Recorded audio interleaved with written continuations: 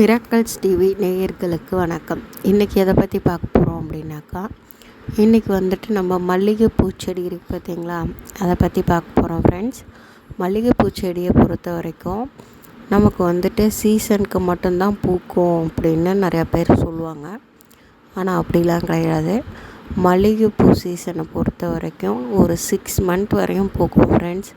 ஆனால் வந்துட்டு எப்படி அதை நம்ம வந்துட்டு மெயின்டைன் பண்ணோம் அப்படின்னாக்கா, நம்ம வந்துட்டு நம்ம செடியில் இருக்கக்கூடிய அந்த தழைகள்லாம் இருக்குது பார்த்தீங்களா, அதோட ஒரு ஜான் அளவுக்கு செடியை கட் பண்ணி விட்டுறணும். அந்த பூக்க போகிற ஒரு சீசனுக்கு 1 மந்த்துக்கு முன்னாடி நீங்கள் அந்த செடியெல்லாம், அதாவது 1 இன்ச்சு அளவுக்கு நல்லா சுத்தமாக கட் பண்ணி விட்டுறணும்.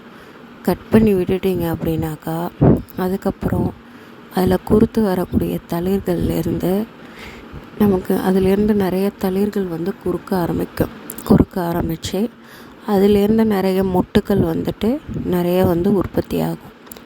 மொட்டுக்கள் உற்பத்தியாகி நமக்கு நிறைய பூக்கள் மல்லிகை செடி கொடுக்கும் ஃப்ரெண்ட்ஸ். கண்டிப்பாக யூஸ் பண்ணி பாருங்கள். அதுக்கப்புறம் இன்னொரு இது என்ன அப்படின்னாக்கா, எந்த செடியாக இருந்தாலும் மேக்ஸிமம் நமக்கு வெயிலில் மட்டும்தான் ஃப்ரெண்ட்ஸ் இருக்கணும்.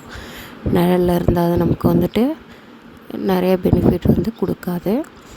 அதனால் நீங்கள் மேக்ஸிமம் வெயிலில் வைங்க. சொன்ன இந்த டிப்ஸை கண்டிப்பாக யூஸ் பண்ணி பாருங்கள். ஒரு நல்ல டிப்ஸாக இருக்கும். Thank you friends.